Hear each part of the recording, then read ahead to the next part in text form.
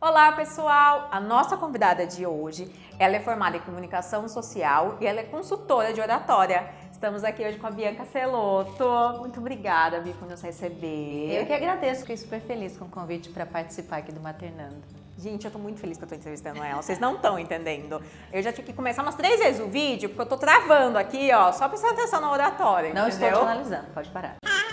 Então, gente, hoje eu queria estar fazendo essa pergunta para a Bi, porque eu sou uma pessoa super ansiosa, estava contando para ela, já até desmaiei em apresentar um trabalho de faculdade, e eu queria saber, assim, na fase da adolescência, né, dos alunos de 13 a 15 anos que começam a se apresentar em sala de aula, o que pode ser feito, se isso afeta na vida adulta, o que a gente pode fazer? O que acontece muito? Eu não sou treinadora de crianças, né? Não existe essa coisa de treinar uma criança para falar em público.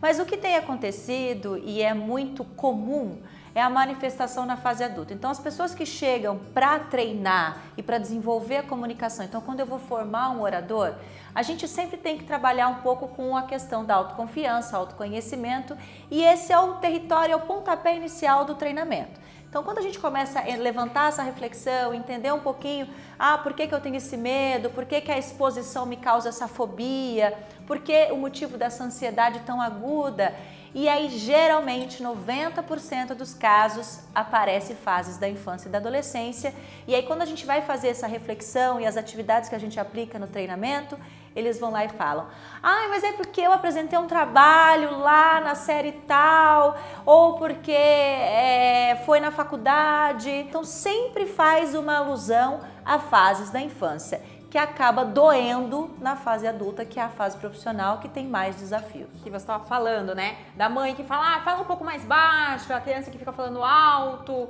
Quais são as dicas que você poderia estar passando para as mães que acaba fazendo isso sem pensar, né? De uma maneira geral, a gente tem uma educação mais castradora, no sentido de a criança, quando ela está em desenvolvimento, então é pequenininha lá e começa a se mostrar demais, cantar demais, dançar demais, são poucas as famílias que incentivam isso. Que bonitinho.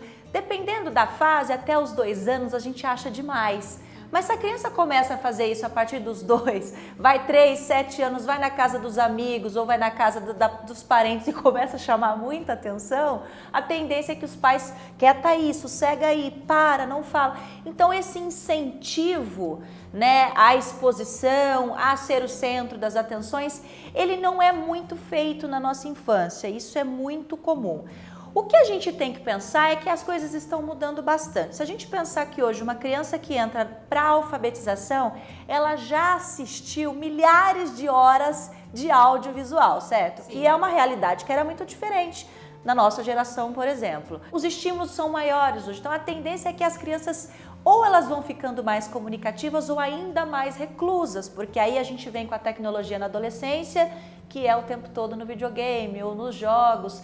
Então os pais precisam ter atenção, porque o estímulo da comunicação e essa capacidade de conversar, se relacionar com tranquilidade, de fazer amizade, de ter essa abertura e não ter tanta intimidação com a exposição, é importante fortalecer a autoconfiança da criança desde cedo, porque na fase adulta isso vai doer muito. Isso pode impedir, inclusive, de inserir no mercado de trabalho, e impedir de crescer, impedir de evoluir, e aí é um super problema. A partir dos 15, 16 anos, né, se eu não me engano, tem o jovem aprendiz, né, que eles começam a entrar no ramo do trabalho.